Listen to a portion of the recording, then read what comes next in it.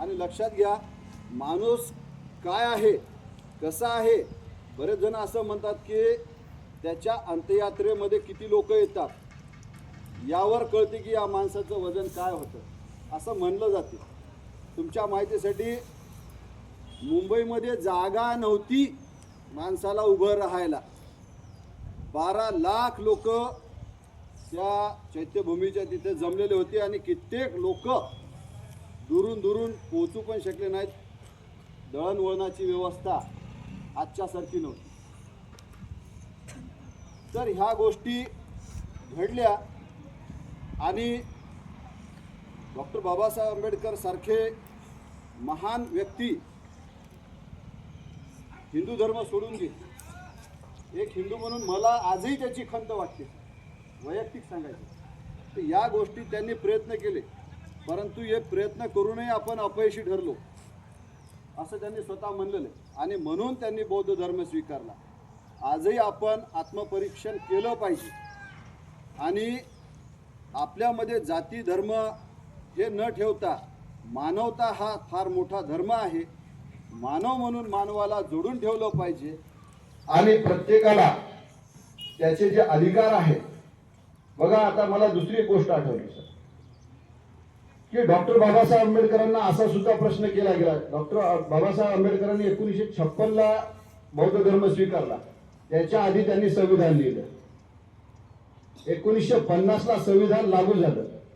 काही लोकांचं म्हणणं असं होतं की बाबा, तुम्हाला जर अधिकार नाही, ह्या सगळ्या गोष्टी तुम्हाला माहित आहे, आज तुमच्याकडं लेखणी आहे, भारताचं भाग्य लिहिण्याचं काम तुमच्या हातात आहे, तुम्ही तुमच्या समाजाला लेखणीच्या माध्यमातून न्याय देऊ शकता, संविधानात तुम्ही त्यांच्यासाठी कलम लिहू शकता, संवैधानिक अधिकार देऊ शकता.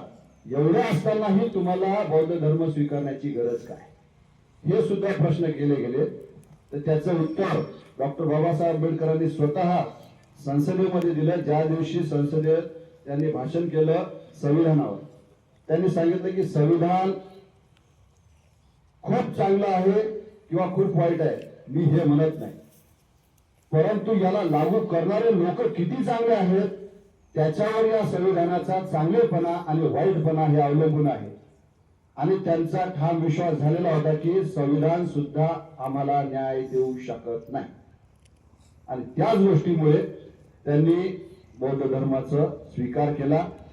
आणि बघा, जेव्हा त्यांनी स्वीकार केला त्यानंतर त्यांनी झपाट्याने अख्खा भारत, जेवढे दिवस त्यांना मिळाले तेवढे दिवस त्यांनी बऱ्याच ठिकाणी सभा घेतल्या आणि लाखोच्या संख्येने लोकांचं धर्म परिवर्तन होऊ लागलं. आणि अशाच अवस्थेत फक्त 50 दिवसाचं आयुष्य त्यांना भेटलं बौद्ध धर्मात गेल्याच्या नंतर. जर ते अजून जिवंत राहिले असते तर काय झालं असतं. तर काही विचारवंत असे म्हणतात की अर्धा भारत बौद्धमय झाला असता.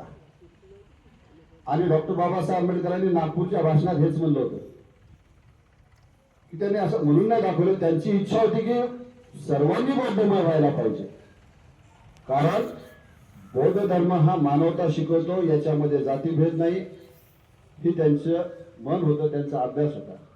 आजच्या या प्रसंगी एवढे महान महामानव ज्यांनी माणसाला माणूस म्हणून जगण्याचा अधिकार दिला,